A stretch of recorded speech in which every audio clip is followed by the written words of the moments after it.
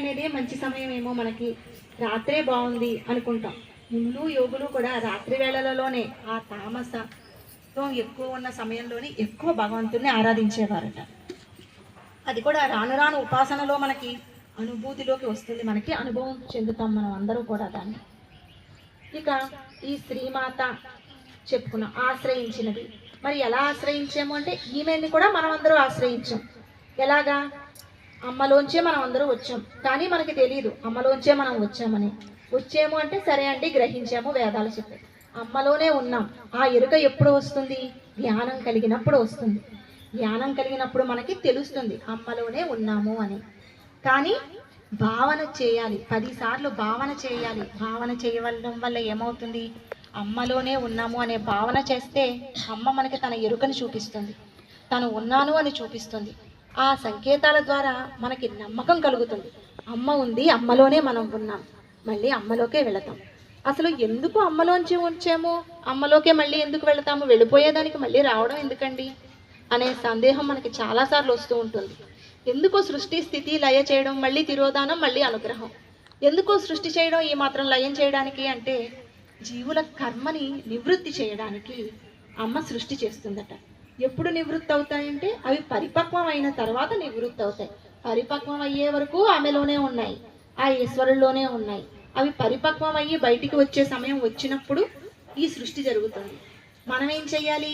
ఆ కర్మని నివృత్తి చేసుకుని మళ్ళీ అందులోకి వెళ్ళగలగాలి. మనం ఏం చేస్తాం? ఈ కలికాల ప్రభావం వల్ల ఈ ఇహలోక సౌఖ్యాలు చూసి అమ్మని మర్చిపోయి అమ్మ నుంచే వచ్చాము, మనం అమ్మకి చెందిన వారము, అమ్మలోనే ఉన్నాము అనే జ్ఞానం పోగొట్టుకుని ఈ ఇహలోకంలో ఉండే సౌఖ్యాలు సంతోషాలే శాశ్వతమైన భావనతోటి వీటిని పట్టుకొని తిరుగుతూ ఉంటాం. తిరుగుతూ ఊరుకుంటామా? అమ్మ నాకు ఇది కావాలి, నా అమ్మ నాకు అది కావాలి, నాకు ఇది ఇవ్వలేదు, నాకు అది ఇవ్వలేదు, నువ్వు నాకు ఇవ్వట్లేదు, ఎన్ని పూజలు చేశాను, ఎన్ని చేశాను, నువ్వేమో నాకు ఇవ్వట్లేదు అంట. మనం ఎందుకు వచ్చాము, ఎందుకు వెళ్ళాం?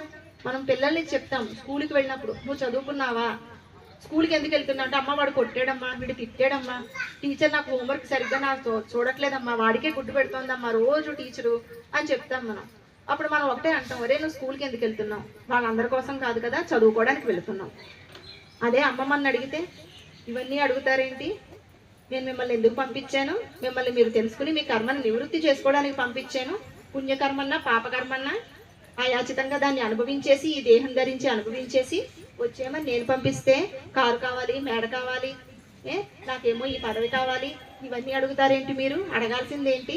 జ్ఞానం అడగాలి, మీరు అది అడగట్లేదు. భక్తి అడగాలి, అదే అడగట్లేదు అని అమ్మంటే మనం ఏం చెప్పగలం?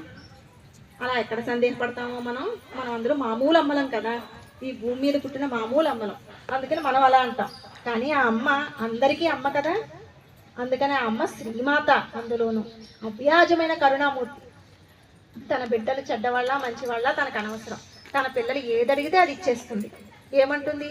ఫోన్లే ఇచ్చేసాం, కాసేపు దాంతోనే పట్టుకుని మళ్ళీ నా దగ్గరికే వస్తారు, నా బిడ్డలు నా అక్కకి ఎక్కడికి వెళ్తారు అంటుంది. పిల్లలే చూడండి బొమ్మలతో ఆడతారు, ఈ బొమ్మ కావాలంటారు, ఆ బొమ్మ కావాలంటారు, ఇది కాదంటారు, అది కాదంటారు. అంత చివరికి అన్నీ ఇచ్చేసిన తర్వాత విసిపించేసి ఇంకెందుకు రావన్నీ అంటే, నీకు నిద్రపోయే టైం అయింది, రారా నాన్న పడుకో అంటే, ఆహా కాదు ఈ బొమ్మ ఆ బొమ్మ అంట. అన్నీ వదిలేసి మాట్లాడకుండా అమ్మ దగ్గరికి వచ్చి నోట్లో వేలేసుకుని పడుకుని పోతారు.